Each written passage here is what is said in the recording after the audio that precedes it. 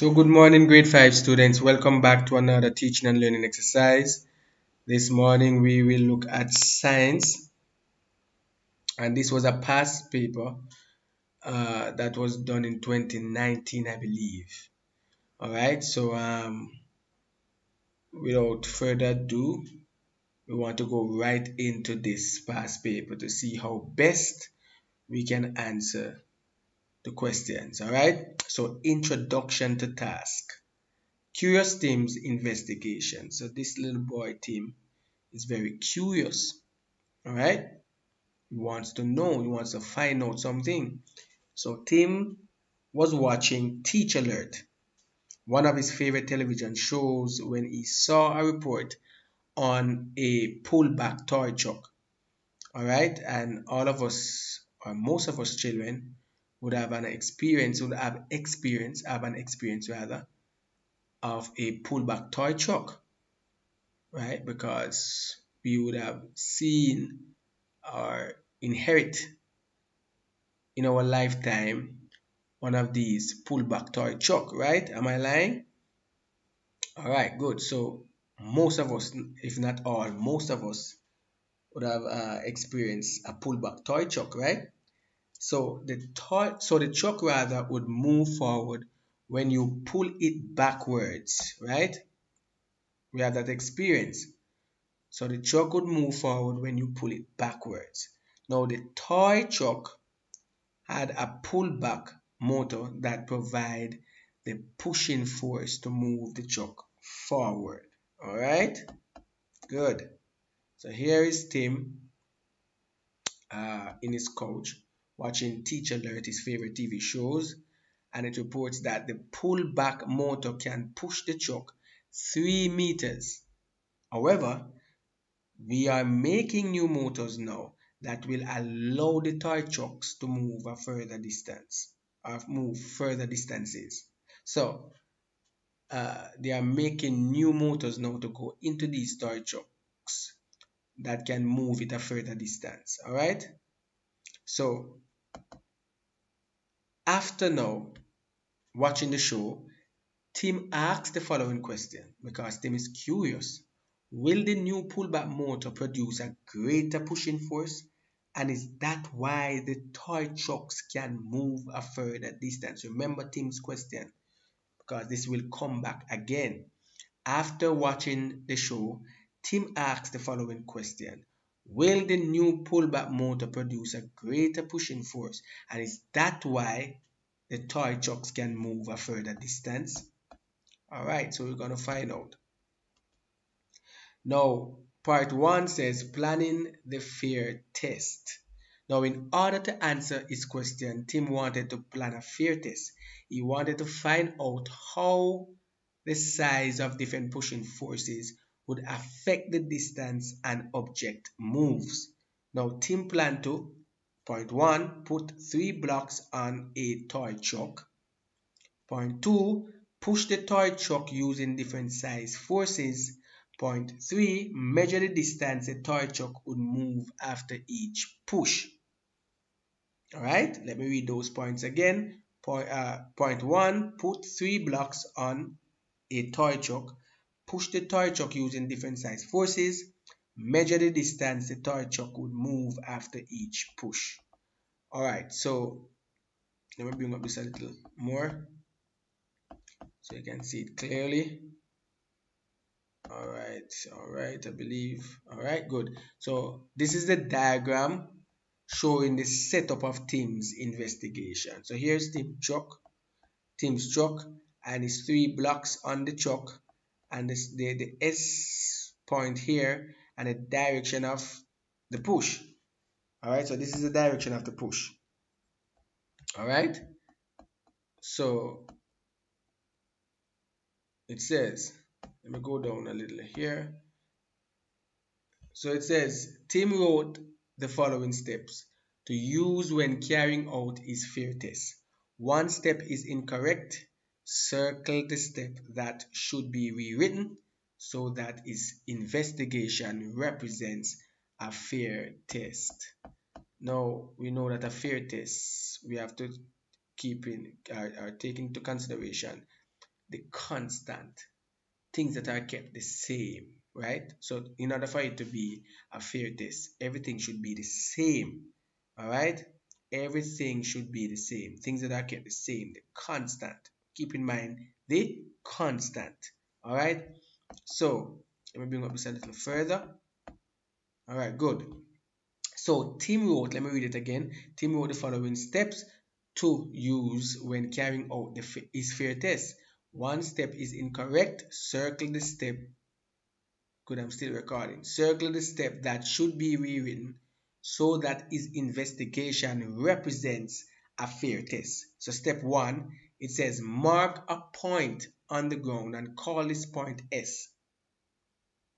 Step 2, push a toy truck from S using a strong force and measure how far it moves from point S. The next one, step 3, push the same toy truck from S using a medium force and measure how far it moves from point S.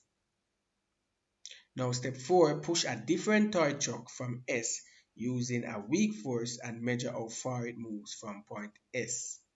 Now, remember that what I've just said, that you have to keep in mind the constant things that remains the same, things that are kept the same when doing a fear test. All right. Now, when I look on each steps, we see that one is different. All right. So, which one would you say?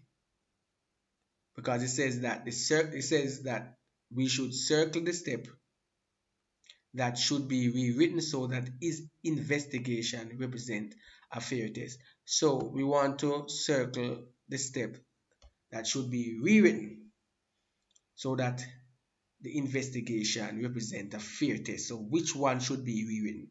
A, B, C, or D? Which one? And as I said, keep in mind the constant things that are kept the same when doing a fair test. All right, everything should kept the same. All right. So if you choose D, then you are indeed correct, because step 4 in D, it says push a different toy chuck from S using a weak force and measure how far it moves from point S. This would not be a fair test, all right? All right, because step 1 says mark a point on the ground and call this point S. Step 2, push a toy truck from S using a strong force and measure how far it moves from point S. Now step 3 says push the same toy truck from S using a medium force and measure how far it moves from point S. Step 4 says push a different, they're not pushing the same toy truck, but push a different toy truck. So this one is out because it's the constant there. Is not constant. Constant here, um, things don't remain the same here. So therefore, uh, this would not be a fair test. All right. Only way this become a fair test unless the toy truck itself remains the same. All right. Is the same toy truck uh, have to be used just as step 2, step 3. All right. So I'm still recording. Yes, I'm recording. So D would be the answer to circle, right? And rewritten, and to be rewritten rather, so that his investigation represent a fair test.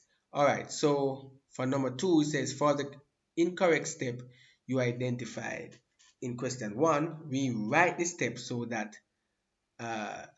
Tim's investigation will represent a fair test. All right, so you would write that uh, where's the steps again? All right, so you write that push the same, for step 4, you will write push the same toy truck from S. So only thing you take out is the different. Push the and the different. All right, so push the same toy truck. All right, so this would be push, push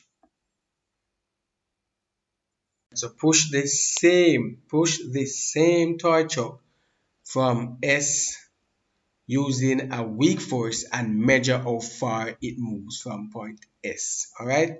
So I will take out different. All right. And ha. All right. So push the same toy chuck. All right. So that would make it uh, a fair test. All right. Or make Tim's investigation represents a fair test. All right. All right. We just did that up there too. All right. Good. So Tim is concerned about the accuracy. Let me go down a little further. Good. So our team rather is concerned about the accuracy of the measurements he would gather at the end of his investigation. So what should Tim do if he wants to improve the accuracy of the results he will gather at the end of his fair test? Circle the correct answer and I will allow you to do that. Reason being, I want you to be a part of this past paper here. So I will allow you to circle the correct answer here and send it back to me. Tell me the correct answer there and tell me why you choose this answer, whether A, B, C, or D. So A says measure more than once the distance the toy chuck will move when pushed with the same size force. Use a centimeter ruler to measure the distance the toy chuck will move. Count down each time before pushing the toy chuck with a different size force. Push the toy chuck on a smooth surface. So you tell me which one would you choose and why. All right, beautiful. Now part 2 says gathering the results. All right, gathering the results. So the drawing below show the results of Tim's fair test. Use them to complete the information in the boxes to the right of each drawing. You need to help Tim gather his results by measuring and recording the length of the arrow in centimeter using the ruler provided. This is the drawing distance. All right. Point 2 says that calculating the actual distance moved by the toy chuck. So you're going to calculating the actual distance moved by the toy truck. And note the actual distance moved is 100 times the drawing distance. Now let me read that over because you need to read this with understanding. All right. So you need to help Tim gather his results by you're gonna measure now. Point 1, you're gonna measure and record the length of the arrow in centimeter using your ruler provided. And this now is the drawing distance. All right. The answer you get is the drawing distance. The answer you get is your drawing distance. Point 2, calculating the actual distance moved by the toy chuck. And note class, the actual distance moved is 100 times the drawing distance. All right. Now here is it. Let me bring it up a little further. All right. So you can see it very clearly. All right. So this is Tim, and this is result 1. This is a truck with 3 blocks. All right, this is S, which is the starting point, and this is the distance traveled by the truck. All right, so pushing force equals strong. So you push this truck with a strong force, and the drawing distance, you are going to take your ruler, your centimeter ruler, and you're going to measure the distance. All right, and when you measure the distance, because remember, it says measuring and recording the length of the arrow in centimeter using the ruler provided. This is the drawing distance. So you're going to use your ruler to measure the distance of the arrow, which is and the answer you get will be the drawing distance. All right. So when I use my ruler and I measure this now, I get 5.5 centimeter or 5.5 centimeter. So 5.5 centimeter, we get 5.5 centimeter. All right. All right, so I get 5. Let me use red. So I get 5 when I measure it. You can measure it. If you get something different, all right, you can let me know. So I get 5.5 centimeter. All right, and it says now, note the actual distance moved is 100 times the drawing force. So in order for me to get the actual distance, I have to multiply the drawing distance by 100 to get the actual distance. Let me say that again. In order for me to get the actual distance, because it says that the actual distance, see it up here, the actual distance move is 100 times the drawing distance. So I have to take the answer for the drawing distance, and I have to multiply it by 100 to get the actual distance. All right. So when I multiply 5.5 by 100, I get 550. You see, 550. So you can do that in your time. All right. When you multiply 5.5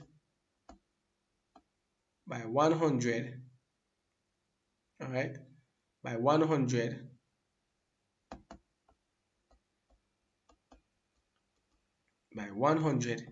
you would get 550. All right, so you're multiplying the drawing distance by 100 to get the actual distance, which is 550. All right, so PEP is easy. All right, so this past paper was very easy. All right, so in result 2, now the pushing force is medium. All right, so you're gonna use your centimeter ruler and measure the arrow, measure the distance of the arrow, because that's what it says up here. It says measure and record the length of the arrow in centimeter. So sorry, so you're gonna measure the length of the arrow in centimeter using the ruler provided. This is the drawing distance, so you're gonna use the ruler to measure the length of the arrow. And when you measure the length of the arrow, when I measure rather the length of the arrow here, I got 5 centimeter. All right, 5 centimeter. All right, now I have to remember, now I have to multiply the drawing distance by 100 to get the actual distance. So 5 times 100 would give me 500. All right, 500 centimeter is the actual distance. All right, so 500 centimeter is the actual distance. All right, so result 3, team pushing force is weak. All right, so he has a weak pushing force. He push with a weak pushing force. All right, all right, so the drawing distance, now you're going to measure the arrow, right? Measure the length of the arrow with your centimeter rule, and when I measure the arrow, I got 3 centimeter. So I have to multiply my drawing distance by 100 to get by 100 to get the actual distance. And when I do so, which is 3 times 100, would give me 300. All right, 300. So you see that? Yes, this paper is easy. All right, am I still recording? Yes, I'm still recording. Good. So let me go down a little. All right, so the table shown below was created by Tim. Completed the table. Complete the table should be there. Sorry. So complete the table. So complete. All right. So complete the table using the information gathered from the drawings in question 4. All right. Let me read it again. All right, I'm still recording. Let me read it again. The table shown below was created by Tim. Complete the table using the information gathered from the drawings in question 4. And this is question 4. So yes, this is question 4. So uh, yes, so this is so we just look at question 4. So complete the table using the information gathered from the joins in question 4, which is this. All right, which is this. So here are the joins. All right, so we're going to complete the table. All right, using the information gathered from the joins. All right, so my recording, yes, the table must display the following information. Point 1, mass of blocks on the truck in each result. Point 2, actual distance traveled by the truck in each result. Point 3, row and column labels. Note the mass of blocks. The mass of each block rather was 50 gram. All right. So here's a table that Tim wrote or put together. All right. So table showing the distance traveled by toy truck when pushed with different size forces. So this up here would definitely be uh, mass of block. All right. This is the mass of block.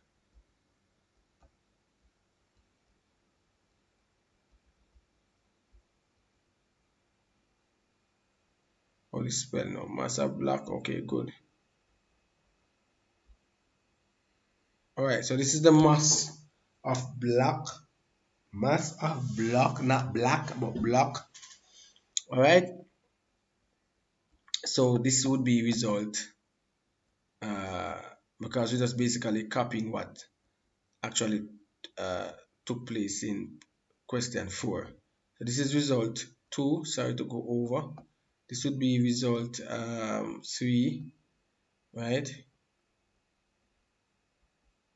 Result 3. All right. So if you go up, we see that result 3 is a weak force. And we see here that result 3 is a weak force, which is 150 gram. We see result 2. Result 2 is a medium force.